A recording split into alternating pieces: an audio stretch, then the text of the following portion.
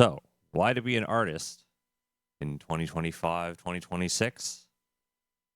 Well, I mean, I guess I I've been doing this for a while now.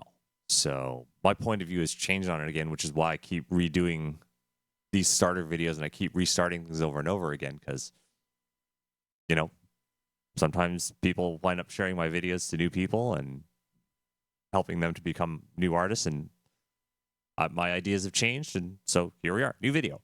Um I guess the normie reasons that people get into doing art is they have a bunch of expectations, money, fame, popularity, that sort of thing. Um, I mean, I'm just gonna, set your expectations straight here. All right, look, it's those reasons won't keep you doing art. They might get you started into it, but they're not. There's definitely not the reasons I do art. Um, I mean, the thing is that I'm in a good situation, meaning like, look, I don't actually have to work for my living. But if I sat around and ate chips and did video games all day long, like for a protracted period of time, I think I would go like it drives me crazy. I can't just sit around and do nothing. I can't like sit there and just like scroll on my phone and doom scroll. That would just drive me crazy.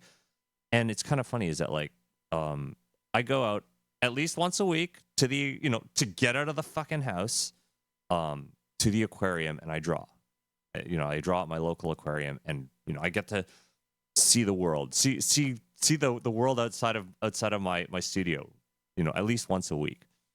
And one thing that's kind of dawned on me is that God, everybody who's on the transit, like the vast majority of people are scrolling on their phones and they're scrolling, Instagram, they're scrolling TikTok, they're scrolling some short form content, you know, because they're on the bus, they're on the train, they're in their in between. They're in the in between time, and the in between time is the time where you don't have anything else to do. They're bored out of their fucking skulls, and they're scrolling this content, and I guess that's what everyone does. If they're on the crapper, if they don't have, if they're in the in between time, these people all have jobs. They've got other jobs and livelihoods and other things like that. But like in terms of what they do when they're ass fucking bored, they're going to be scrolling this content. And just think of it, like here we are. We have these cell phones, which they're the ultimate. All right, these things are the ultimate entertainment machines. They have been made to be frictionless streams of entertainment, and they give us the most viral, algorithmically chosen for us content, and to keep us entertained and addicted, and we're still bored out of our fucking skulls. Because when I look at like the faces of the people who are scrolling this incredibly curated content for them, they don't look like they're thrilled at all. And I think now we're kind of entering this age of digital minimalism where people are trying to find ways to maybe not scroll so much content. And people are doing things like detoxes and like their dopamine detoxes and this kind of and that kind of stuff. And I'm just like, okay, look, I'm gonna make it real simple for you. You know what? You don't have to. I'm gonna try and make this as frictionless as possible, right? Because the thing is that the thing that got you into scrolling in the first place was they reduced the friction for you being able to scroll the content and and algorithmically choose all the stuff that's most interesting to you and shove it in your face. And so I think what we need to do is no, we don't need to lock in and wake up at 8 a.m. in the morning and do a whole bunch of calisthenics and cold showers and that kind of shit. I'm gonna just show you how to get into something like drawing or art or whatever and make it as easy as possible. And just, maybe it's not going to replace scrolling. Okay. Maybe you're still going to need to have a video running in the background, but it's a thing you can do while you're scrolling. Or actually, you know what? No, you can't, because you need a thumb to operate that phone. And this is going to take both of your hands. And this is actually the greatest thing because you see, this is going to be interactive. This is this little thing here that we're doing. This stuff is interactive, and so in the act of it being interactive, sorry, is that thing even focusing? Oh my god, the camera can barely even freaking pick up I can barely even pick up my iPad. Yes, I got an iPad because I wanted to get away from the computer, right? And so I wound up getting a computer which I can take with me. Right. So this, what you're seeing here, is the end result of this. I guess you could almost call it whittling. It's like whittling. It's like knitting. It's maybe I should call it tiling. And so here, I'll show you how to get into this fun little exercise. So here, let's just start a brand new, make a new composition. There we go. Then I think if I double tap this pen, there. Oh, that makes okay. Oh, is this thing even broadcasting? Hang on, hold on.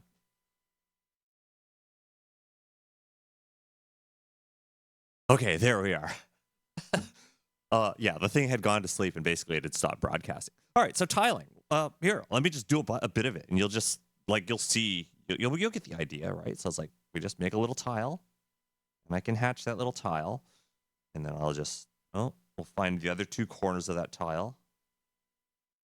And see, this is the thing, is that like, guess what? You're drawing. If you do this, boom, you're fucking drawing. You don't have to have an idea.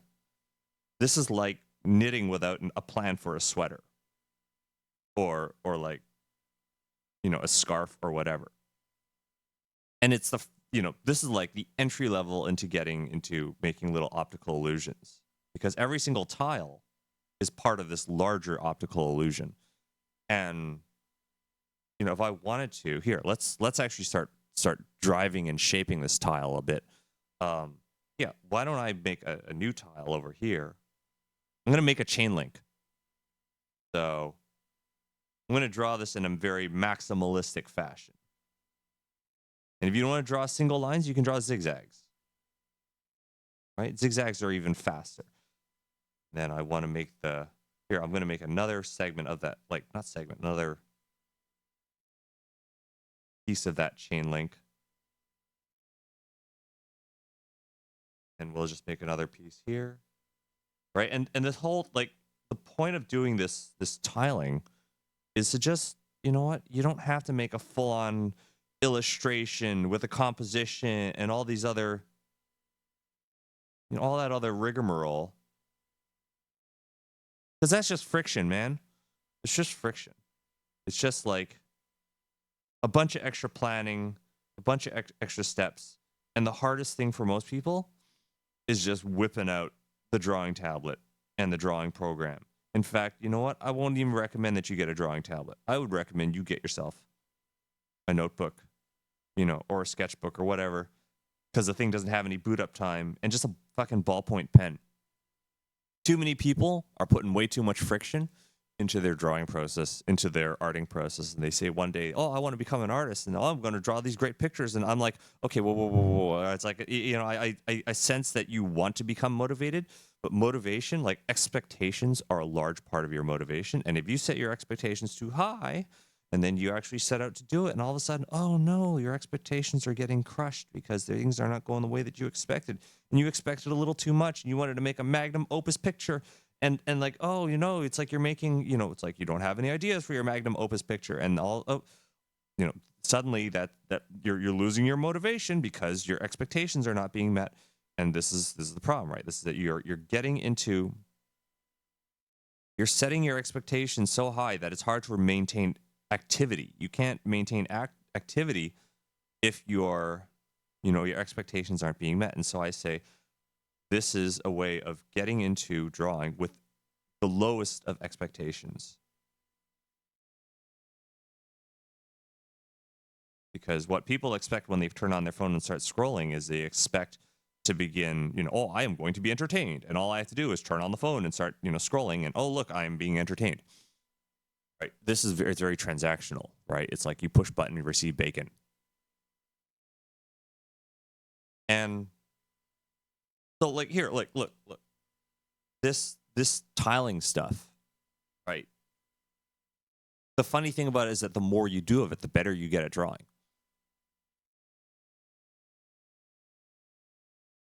Right? If I do the donut exercise, right? I mean, you could take something like this and then you can figure out, okay, how would I tile that instead? This is just the top surface. In fact, if it's getting a little too messy, then we'll just pull out like a big fat eraser. We'll just knock it back, right? So one thing I'm trying to say is you don't have to be perfect, man. Like, you can work your mistakes in as part of your process, right? You don't have to be perfect. Who are you going to show this to? You're not going to show it to anybody, right? Well, I'm showing it to you guys, but you can choose whether to show something like this to other people afterwards. And the thing is that because you're not drawing some character in some big old composition and you haven't said, oh, I'm going to do this big old thing with this big old expectations and whatnot, like nobody's going to look at your tiling. Nobody's going to look at your whittling. Nobody's going to look at your knitting and say, oh, man, what a piece of garbage that is. It's like, oh, it's not a magnum opus. It's not like, oh, it's not a trending, like viral piece. It's like, get off of that hamster wheel. That is a horrible, horrible hamster wheel to be on. And so, all of these things, are just reasons to stop drawing. When you don't have to draw anything amazing, mind-blowing, then it's great, because it means that you can consistently surprise yourself. You can exceed your own expectations for whatever it is you're doing. It's like the stuff that I draw is very simple. I don't post this anywhere. I don't post this on like Instagram or Twitter or like, oh yeah, I've been playing Arc Raiders. So yes, enjoy pictures of Scrappy. It's like, I'm not really gonna go and get a gazillion likes and favorites. I don't care about the fame, right? Like I just do this because it's fun and it's cute to look at. That's all. And isn't this, like, doing something like this is so much more entertaining than scrolling, like, because it's interactive. You actually do the thing. And then unlike playing a cell phone video game, it's like, I find that this thing, it's like, I don't know, it's just, there's something more fulfilling about it. And it's not like thrilling, but it's enough. It's like, when I do it, I'm not thrilled, but I'm not bored either. I'm engaged, which is kind of the really good thing, right? That's the thing that I find that a lot of the digital media can't do for me. Sorry, this is digital. I mean, right? But it's like, it's not like a purely consumptive process. And it's like, this is like drawing or being an artist is a form of DIY entertainment, right? As opposed to sitting there and being entertained by the magical phone of entertainment. This is like, well, I'm going to amuse myself. I'm going to amuse myself with this simple act of whittling. And the thing is that when let's just clear the page. Right. It's like when you do this whittling, right? Eventually you start saying, well, let's do larger scale whittling, right? Like, here, let's increase the size of my tiles and make, larger scale tunnels, and then within that tunnel, let's knock it back, right? And I can use that big tunnel as like a guide for like smaller tiles, right? I can checkerboard the whole thing if I wanted to.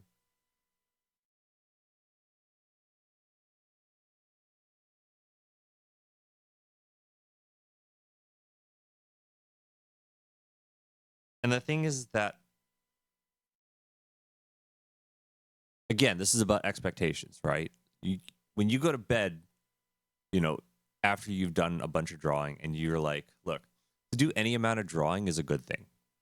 Okay, it doesn't matter if you made a good drawing or a bad drawing, whether you succeeded at the drawing or you failed at the drawing.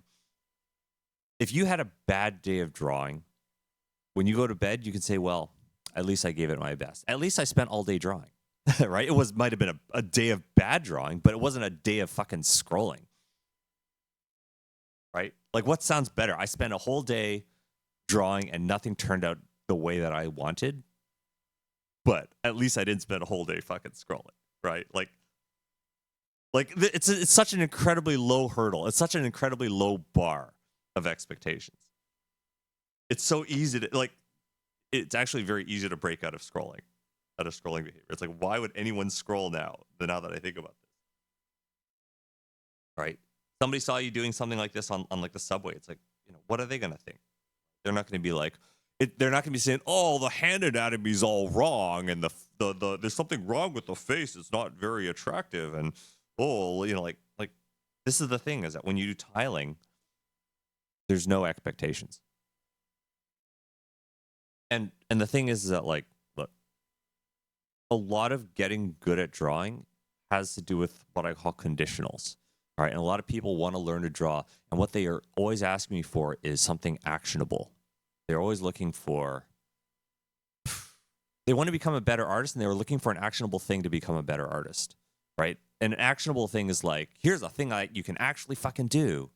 And it has an effect. Like, if I go to the fridge and I'm like, the fridge where there's no more milk in the fridge. Well, the actionable thing to do is to put on my clothing and put on my shoes and make sure I got my wallet and some money, or at least my cards, and I can go to the corner store and I can buy a carton of milk and walk that carton at home and put that carton in the fridge, and suddenly the fridge has milk in it again, right? Like, this is what an actionable does, right? The actionable resolves the condition of a milkless fridge. Okay, and so people want actionable things to turn them into somebody who cannot make drawings into somebody who can make drawings. And so the funny thing is that if you do tiling will, help resolve some of that conditional issue, right? It's an actionable thing you can do to solve that conditional problem of you not being a great artist, or whatever the hell that means, right? And people will say, like, try going to sleep, right? Going to sleep is not an actionable thing, right? Like, try to fall asleep right now. Go do it, right? You like, unless you've got narcolepsy, that's probably a hard thing to do, right? If you could actually do it, that might be a condition that you've got, right? Usually, in order for people to fall asleep, they got to be tired enough. It's got to be the right time of the day for them to go to sleep. There's got to be the right conditions. It's got to be quiet enough. They got to be comfortable enough in bed, and pillows got to be just right. Can't be too freaking hot. Nobody wants to sleep on a hot pillow. There's a lot of conditionals, right? So sleeping, entering a state of sleep is something that has a lot of conditions that need to be satisfied. Uh-oh, this thing went to sleep again. This thing, oh yeah. So yeah, it's that's the thing about drawing. Drawing, or becoming a better artist, is highly conditional. So, that's what exercises exist to do. Exercises exist to resolve that condition. And then there's another thing that doing exercises does in terms of you becoming a better artist, is it, as you get better at any of these exercises, tiling being one of the easiest ones to get into, and probably the most, simplistic and engaging thing you can do. Yeah, like let's take that checkerboard and let's go down, baby. We're going down.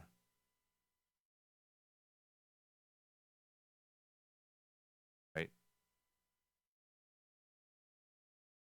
And in fact, I could make that, let's keep going down, right? Like, just drop it off a cliff. Right? As you get better at this, well, guess what this is doing? This is reducing the friction it takes for you to make each tile. And as you reduce the friction of, making it easier for yourself to make tiles, you're reducing the friction to drawing good art. Right? Because the reason why people are, the first thing they do when they whip out their phone and start scrolling is there's just no friction whatsoever, right? Like, that billions of dollars have been spent, millions and billions of dollars has been spent into making that as frictionless as possible. They got you a phone that's handheld. You got like fingerprint unlock or face unlock. Boom, the thing opens up really, really fast, and then you can like just hit your browser. Boom, there it is. Maybe you got your favorite. Your TikTok is there on the home screen. Boom, that loads up, and then instantly logs you in with your cookie or whatever the fuck it is, and then it's got all your favorite content to start scrolling, right? Like a lot of money and software engineering has been put into making that as frictionless an experience as possible. Okay, but in this case, when you're doing the drawing and the tiling and stuff, this is DIY frictionless stuff, right? Like this is making your own DIY frictionless experience to getting to be a better artist.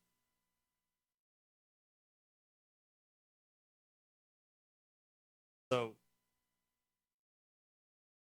the whole point, like another good reason to become an artist is this allows you to, I'm going to call this weaponized attention, right? It means you have this thing called attention or focus, and people talk about locking in, right? Which is to focus on a thing. And if you're able to, notice what it is that you're paying attention to, if you feel the suck, if you feel the suck of scrolling on the cell phone, right? That's like, oh, I can feel myself. It's like if your attention was like a car and you're like on a road and it's like, oh, here we go off to the ditch. We're going off towards the fucking ditch. We better get back on the road. And the problem is that you see a lot of people are living their lives with no lines on the road.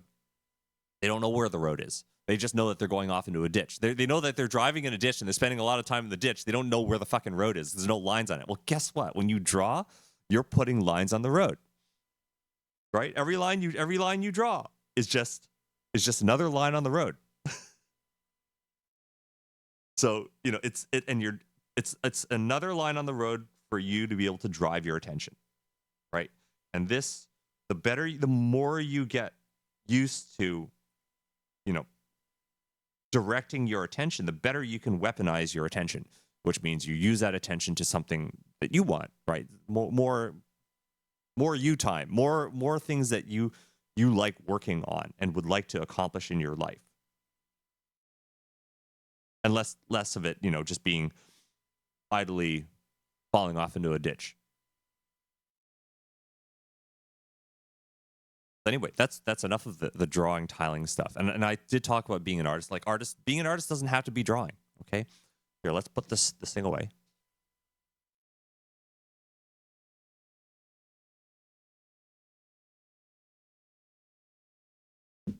Doesn't have to be about being an artist. Like it doesn't have to be about being a drawing type, like a visual artist, right? Like you could be, a musician, hence the piano. You could be a beatboxer. Beatboxing is incredible, like there is the least amount of friction to becoming a beatboxer.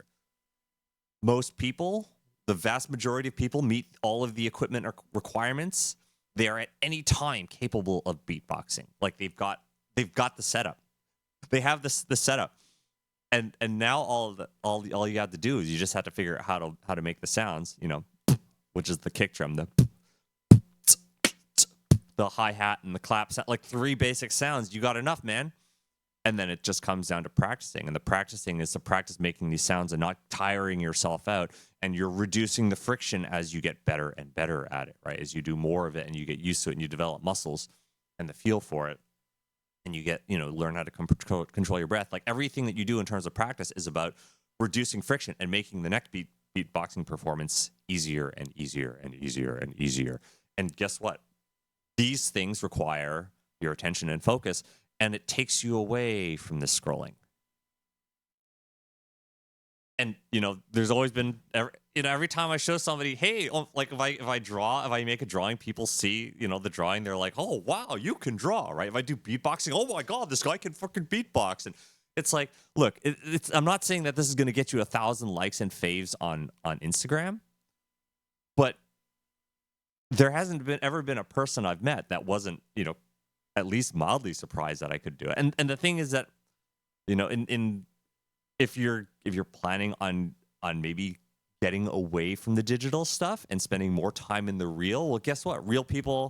Only the real people matter, right? And if the real people like what it is that you're doing, or see some value in whatever art that you're making, whether it's sculpting or dancing or whatever, or playing the piano, then that's good. This is currency for the real world. This is currency in the realm of digital minimalism.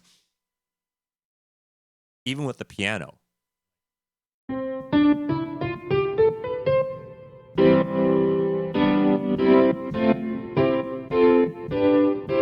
Like this is just taking, like, I have been practicing on the piano and making a lot of things frictionless, like a tremendous number of things frictionless. And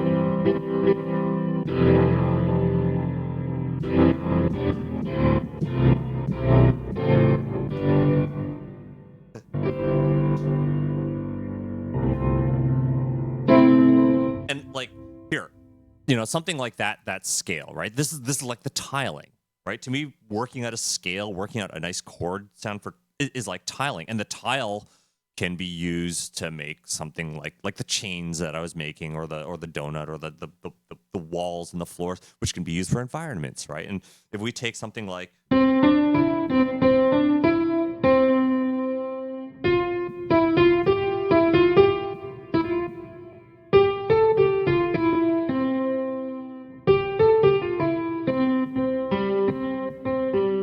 right, we take Frere Jacques. Okay, so it's a baby tune. Anyone can do that, and then we'll take the stuff that I've learned.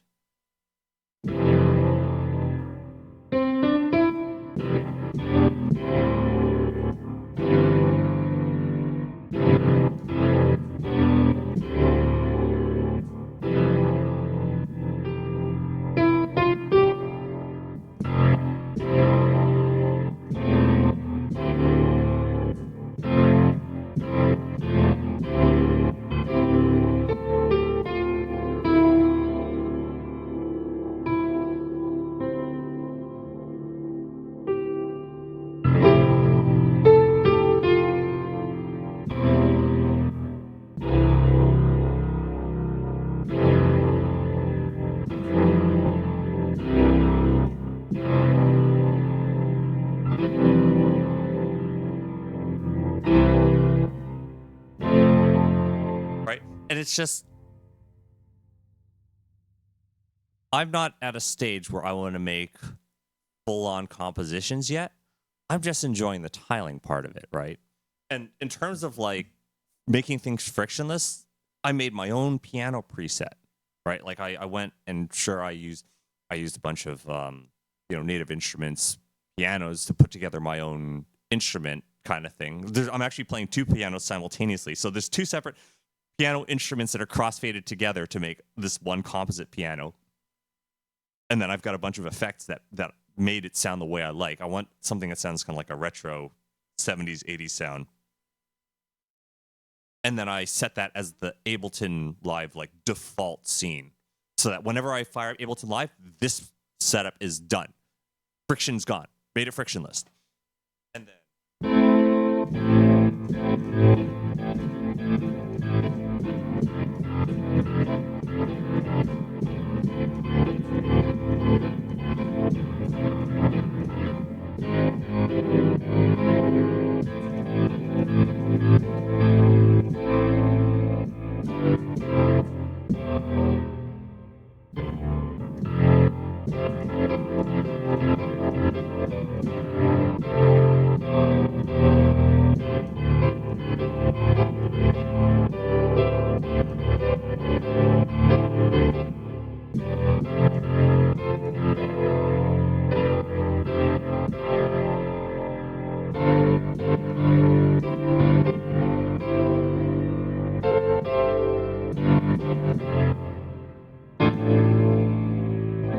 so it's like, you could do DIY boss music this way, right? Again, the reason we practice scales and these simple chords and that kind of stuff is because they're the building blocks, right? They're the building blocks of the larger compositions. And you know what? I ain't sharing this stuff anywhere. I ain't, posting this to like Instagram. It's not good enough for whatever. It's not good enough for Instagram. It will never be viral. It won't be like, nobody's gonna share it. It's not like a full-on composition. And honestly, whenever I sit down and try and record a full-on composition and try to make it perfect, it always kills my desire to actually do anything like that. So it's like, I feel like this having to make art for other people kills my desire to actually make art. And so sometimes, I just want to sit here and just, like enjoy the sounds that come out of it.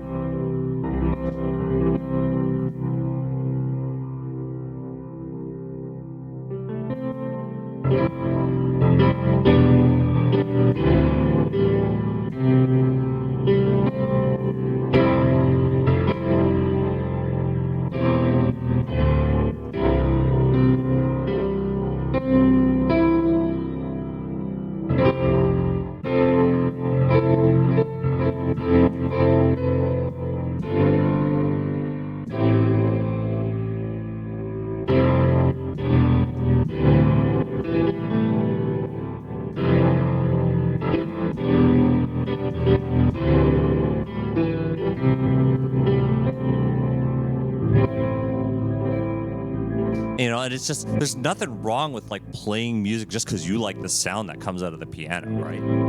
You don't have to have a click track going. You don't, you know, if there's mistakes in there, so be it, you know. Stop making music in a realm of being judged by normie standards. And you know, to me, I don't like even using the word normie so much as I like the word conformie. Conformie basically means it's a subset of people that are all good at conforming to each other, and they're all just trying to camouflage and be like and blend like each other, so they're not the tall poppy that gets his head chopped off.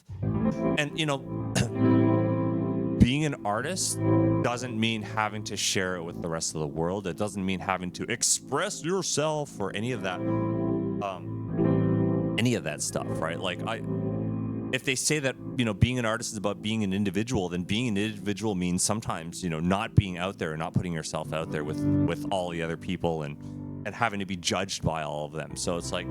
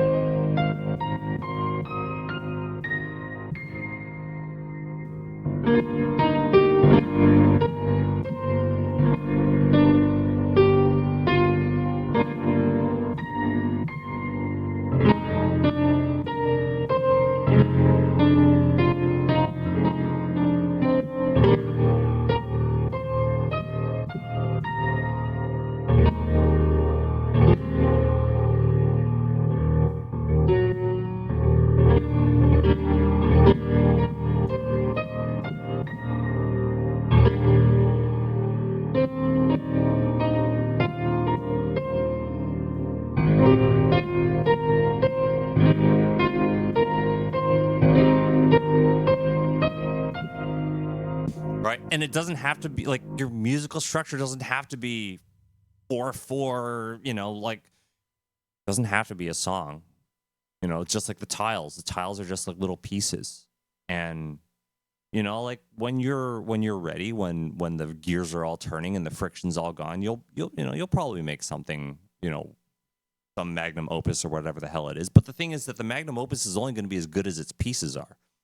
And so, you know, I believe in working on the little, you know, the little atomic pieces first and foremost.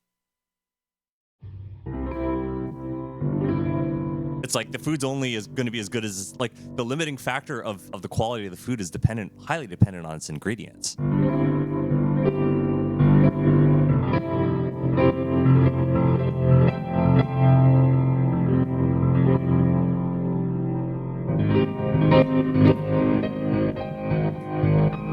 Right? It's like I'd work on inversion. So an inversion is just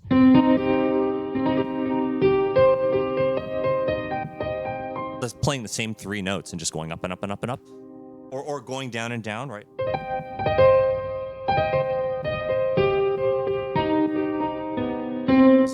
And if you make mistakes, you're like, well, you know what? That mistake is just a little bit of friction, and I just got to work that friction out.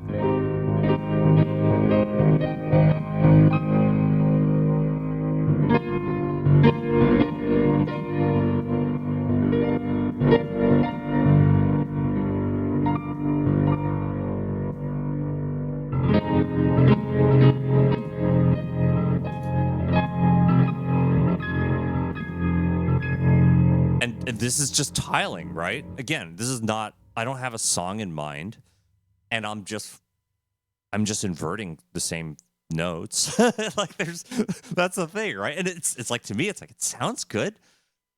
So art doesn't have to be about a message or anything grand like that. Like I'm trying to set the appropriate expectations for something, you know, for an activity, right? Like, I think one of the reasons why people often don't stick with an activity is it's just, it doesn't meet their expectations. You know, the results they get from their activity, and it's because their expectations are not in alignment with the reality of what you're going to get out of the transaction. Because see, the thing is that humans are highly transactional. I think it's a transaction is something that is baked in at an instinctual level. You know, we expect that if I see a price tag on a thing, okay, I'm expecting that when I go to pay for the thing at the cashier, that I'm going to pay exactly that amount. And if the thing has a label and it says what's in the tin, right? Like I expect, you know, if that thing says it's a tin of canned, you know, cooked pineapple, like when I open that tin, I better not get some fucking tuna, okay? Like I expect to have in the tin what's on the label, right? Because if I open up a can of cooked pineapple and I get fucking tuna out of the thing, my expectations have been betrayed. And I mean, I'm okay with tuna, right? I like tuna, but it's like I wanted pineapple. Okay. And so this is the thing is that the reason why a lot of people fall out, you know, why they can't stay motivated is because the state of motivation is highly dependent on your expectations. And so I'm not trying to motivate anybody. Right, because I can't make you motivated. What I am trying to do is I'm trying to show you what to expect. I'm trying to set the realistic, tangible expectations and set the lowest level of investment for you. You know, such a low level of investment that all you need is like a pad of paper and a pen. You want to and make that as frictionless as possible, right? Like I wear cargo pants that can fit my sketchbook, my little notepad, and my pen. If I ever have ideas, you know, I jot them down in there and I refer to them later. Sometimes months down the road, I'll take the thing open, I'll flip it, and I'm like, oh yeah, I had this idea. Oh, I had that idea. Oh, that was actually not a bad idea. I'm glad I wrote that down. Right? Like that's things that you reduce the friction for you taking your ideas and writing them down. And I'm trying to show you that you can draw without even having a plan. You know, I think having to plan things out before you actually go and do things, I think is also like a level of friction that prevents a lot of people from doing things, right? Because remember, what a plan is a list of expectations. And yeah, you'll need the plan for maybe the larger things, but you know, like we just got to get you off your fucking phone, man. We got to get you to stop scrolling. so you know, like one step at a time. And so that's why I'm setting the bar so low, right? And trying to keep this nice and simple and humble, keep the investment low. But the thing is, I'm showing you that if you can stick with it, you get, you know, you're getting these starting rungs on a ladder that can go quite high if you just, you know, are willing to reach for the next rung. And the next rung is right in front of you. It's always going to be right in front of you, and you just got to, you know, do the next one and the next one, the next one, right? And guess what that rung's going to do? If you reach up and grab that rung on the ladder, it's going to get you a little bit higher. And the next rung beyond that is going to now be within reach.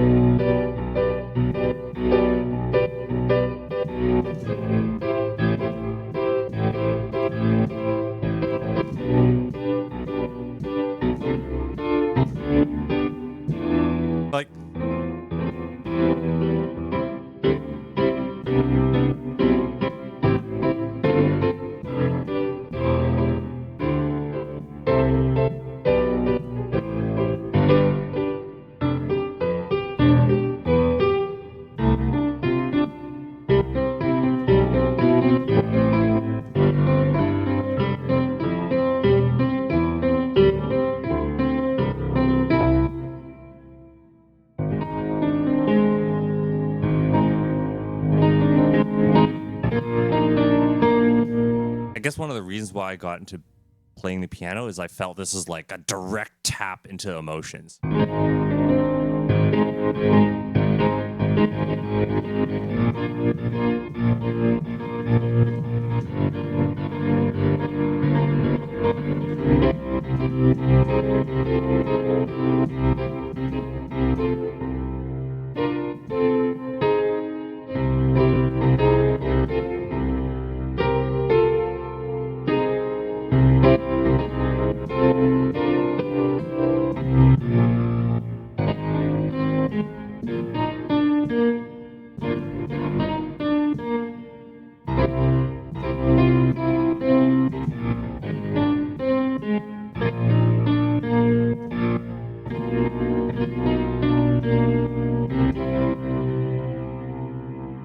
It is like, again, right? My expectations are set pretty low. I don't have to turn this into a great big song, but I feel like, you know, someday I'll probably be able to make some good like boss fighting music.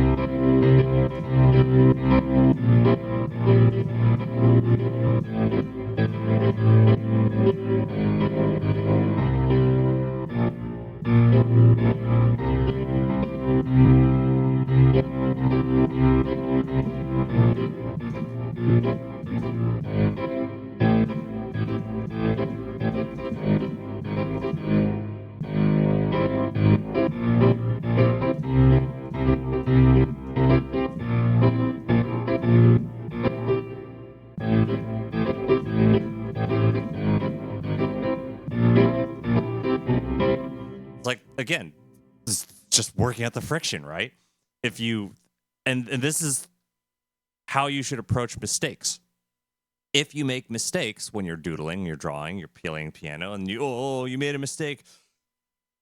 You made a mistake. You are not perfect. Now you must crawl into a hole and die. It's like, no, you don't. No, it's you just got a little friction, and you just gotta, you know, like it's like if the failure is just a way to like, it's like it's just a bump in the road, man. Fucking bump in the road. It's like people, you know, when I go to the aquarium, I get a lot of people saying, "Oh man, you must be really talented," and then I say, my response to them is always, "Oh boy, no, I had to make a bunch of unholy sacrifices," right? And they're like, "Whoa, what are you talking about?" I'm like, "Well, I had to tolerate all the bad drawings that I made before I got any good." That's how it is, man. You just got to put up with the mistakes. Okay? And it's just friction. It's just friction. It's just and the thing is that you're like, you know, you're just going over it like a piece of sandpaper. You got to sand out the bumps. You got to sand out that friction. And the thing is that when that bump is gone, you can go over that passage a lot easier, right? Like now it's this is not a problem. And I think that largely it's the fear of the mistakes. It's the fear of the bumpy road. It's a fear that, like, people, the problem is that everybody's like, their perception of a bump is so exaggerated that to them every bump is a big fucking cliff. You know, every bump is a giant, you know, like roadblock. And it's because they expected things to be smooth, right? And their expectation, you know, is that, or their identity as a good artist. As a good artist, don't make mistakes. You know, like their identity as a good artist is now at stake because, oh, I made a mistake, therefore I am not a good artist. Time to crawl into the hole and die now. You know, it's like, no. You just, like, a good artist, okay, is just a person who you know, you're a Rough Rider, man. You just go over the bumps. You just go over the bumps, and if you keep going over the bumps, you'll smooth them down. That's what a good artist is, right? A good artist is basically just the guy who didn't fucking quit. He's just the guy that didn't quit that when he started to feel himself going off the fucking road, drew a few new lines on the road to guide himself back onto the fucking path, right? And didn't go off into the ditch. Didn't sit there in the ditch. Oh, woe is me. I'm in the ditch now. Bumpity bumpity bump. Guess I'll scroll some more. Bumpity bumpity bump. Like, no. Draw your own road. Draw some lines on the road and steer yourself out of that, right? And the thing is that getting out of the ditch doesn't have to be this steep, like when people say, oh, you gotta lock in and you gotta wake up at 8 a.m. in the morning and take a cold shower and do some exercise and Pilates and fucking planking and like all they're doing is they're just making it so that getting out of the ditch it's like it's a steeper incline now to get out of that fucking ditch, right?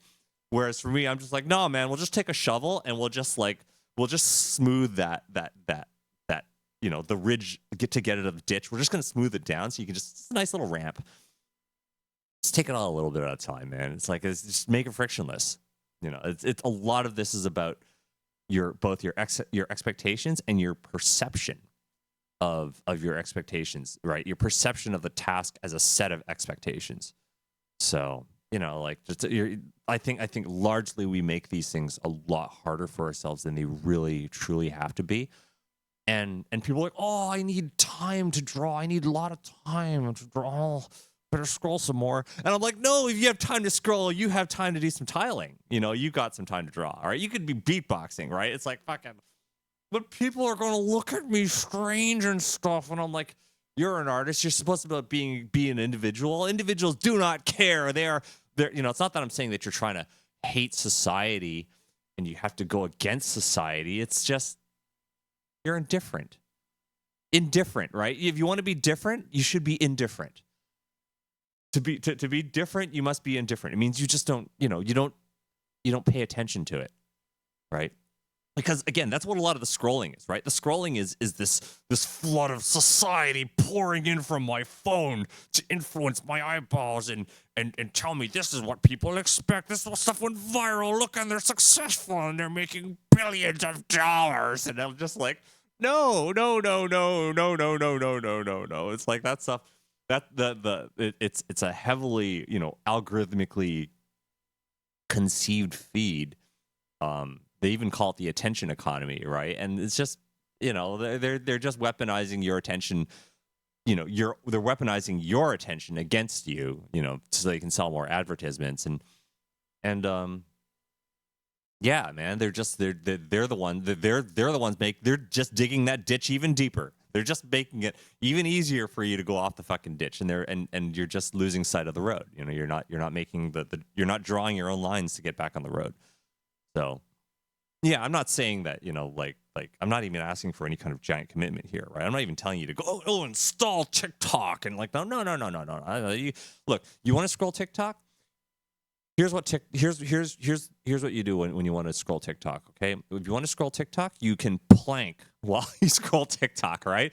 Then it means, hey, at least while you're scrolling TikTok, you're planking, right? Or I was about to say use your last two brain cells to scroll TikTok because that's just going to keep you from going to sleep. Look, if there's something truly addictive, then do it while you're exercising, okay? Do it while you're doing something else unpleasant because doing something unpleasant, man, like exercising, I fucking hate exercising, man. I never feel like I get anything out of it, right? You're supposed to do it. Look at that dusty exercise bike back there, right?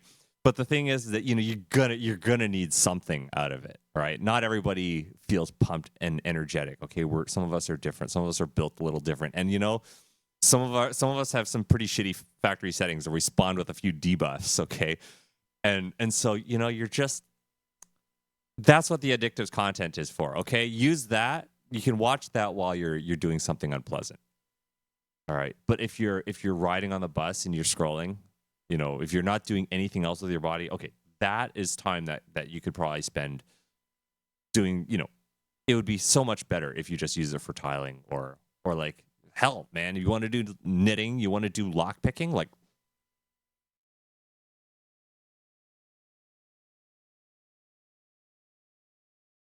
this is not a sponsored video. right? But I mean, you want to go and you want to like buy like a set of like lock picks and get like, you know, a lock. And this is a lock that I fucking pinned myself. Actually, no. I want to use the middle thickness turning tool.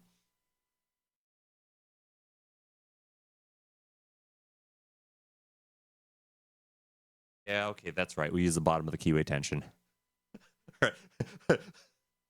Right? And then you want to start like, yeah, this is it, right? You get your right, this is the smooth hook, and then you go at it, right? And you're like, okay, I'm gonna start picking this lock. Now, mind you, I pinned this one really like I made this one really hard for me, okay? So because it's like I put like a what do you call I think it's like a zero set pin or like a pin like in the very front in the very first pin is like a pin that you must not push down at all. So you got to reach over that thing, and if you're operating any of the other pins, like you know if you push that pin down at all while you're trying to set the other pins, then it'll stick. and then the other. So what I did was like I pinned this lock with 5 pins. I did a zero set pin, so it means you must not touch that pin, and then one which you have to completely bottom out, and then another one that you have to. So it's like a zero set pin, then a full set pin, then a zero set pin, then a full set pin, and a 0 set pin. I know what's in this thing. I know what I have to do with this lock. I have to push literally 2 pins all the way down without touching any of the adjacent pins, and just that is really fucking hard for me. Okay, I don't always get it, right? And that's just to teach myself how can I push and set pins without fucking with any of the other pins, right? Like that's like a kind of a teach me some discrete pin control, right? And you could do this like as opposed to scrolling, right? And look, okay, I get it. You need a little bit more stimulation. Fine. I won't even say put on some music, all right? There are 2 kinds of music that I'll listen to. One of them is like there's this one channel called Fardemark, FARDEMARK. They do like elevator music from like the 80s. Elevator music, supermarket music, department store music from a bygone era, right? And it's like it's fucking music. It's easily listening music, and it's like I'll listen to that, right? Because it's not distracting, right? That's like music that you could work to. Or I'll find like a Japanese train cab video, or you can find airline white noise and just have that running. Okay, that gives like a nice moderate like baseline amount of stimulation, and then yeah, you can be you could be lock picking, like fucking any kind of activity, any kind of skill is better than scrolling because it's an activity. Scrolling is not an activity, except for your thumb, all right, and hitting the like button once in a while. Right, that's not a particularly engaging. Like that is a minimally engaging activity. Like that is like barely. Like how do you even register a pulse on a person? Like to be able to do that, right? So just that's why I'm saying take up something, right? It doesn't have to be art. It could be any hobby. It could be lock picking. Playing a piano. It could be sculpting. Could be, but I'd say ideally the thing which has the lowest barrier to entry. And something which that can reduce, bring down the lowest amount of friction. Something like this fits in my pocket. And yeah, it's like I could take this with me, and just whittle away at this. I could take this whole thing, put it in my hat, and then try and lockpick the thing while not even looking at my hands, right? And do that inside a hat. Like do something like that, right? No one's gonna notice. No one will care. They're too busy scrolling.